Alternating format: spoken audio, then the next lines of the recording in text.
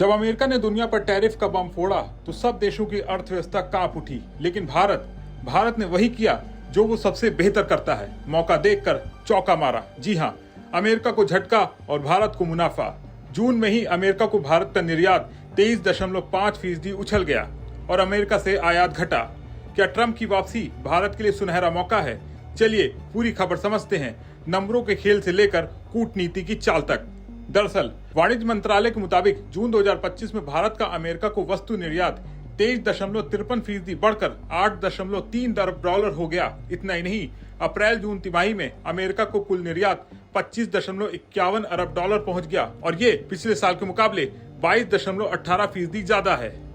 वहीं आयात की बात करें तो अमेरिका से भारत का आयात घट गया। जून में 10.61% की गिरावट और तिमाही में सिर्फ 12.86 अरब डॉलर का आयात हुआ। इसका मतलब है भारत का ट्रेड सरप्लस अमेरिका के साथ रिकॉर्ड लेवल पर है। चलिए जानते हैं क्यों बढ़ा अमेरिका को निर्यात। दरअसल इंजीनियरिंग गुड्स, इलेक्ट्रॉनिक्स, फार्मा और रेडीमेड गारमेंट्स, ये 4 सेक्टर रहे भारत की सफलता की रीढ़। सिर्फ जून में ही इलेक्ट्रॉनिक्स निर्यात 46.93% बढ़कर 4.14 अरब डॉलर हो गया। डिजिटल इंडिया और PLI स्कीम का ये सीधा असर है। फार्मास्यूटिकल, चाय, चावल और समुद्री उत्पादों ने भी निर्यात की ग्रोथ में योगदान दिया। अमेरिका की डिमांड में बढ़ोतरी और चीन से दूरी की कोशिशों ने भारत को बड़ा फायदा पहुंचाया। भारत ने जून में चीन को 17.18% ज्यादा निर्यात किया, 1.38 अरब डॉलर। वहीं चीन से आयात 9.51 अरब डॉलर तक पहुंच गया, जिससे भारत का ट्रेड घाटा फिर गहरा गया। हालांकि कूटनीतिक तनाव और वैकल्पिक सप्लाई चेन की खोज जारी है। चीन की तुलना में अमेरिका के साथ व्यापार में गुणवत्ता भी है, बैलेंस भी। जून में भारत का कुल निर्यात 35.14 अरब डॉलर रहा, लगभग स्थिर। सिंगापुर, जर्मनी, फ्रांस, ब्राजील और दक्षिण कोरिया को निर्यात बढ़ा, लेकिन UAE, UK, बांग्लादेश, ऑस्ट्रेलिया जैसे बाजारों में गिरावट आई। आयात के मामले में रूस, UAE, इराक जैसे तेल आपूर्तिकर्ता देशों से खरीद कम हुई। सोने और कच्चे तेल के आयात में भारी गिरावट। ट्रेड डेफिसिट घटकर 18.78 अरब डॉलर यानी 4 महीने का न्यूनतम स्तर। जून में सेवा निर्यात 32.84 अरब डॉलर पहुंच गया, जो पिछले साल के लगभग 4 अरब डॉलर ज्यादा है। अप्रैल जून तिमाही में भारत का कुल निर्यात यानी माल प्लस सेवाएं 210 अरब डॉलर के पास पहुंच गया, यानी 6% की ग्रोथ। भारत के IT, BPO, डिजिटल कंसल्टिंग और फाइनेंशियल सर्विसेज को पूरी दुनिया से डिमांड मिल रही है।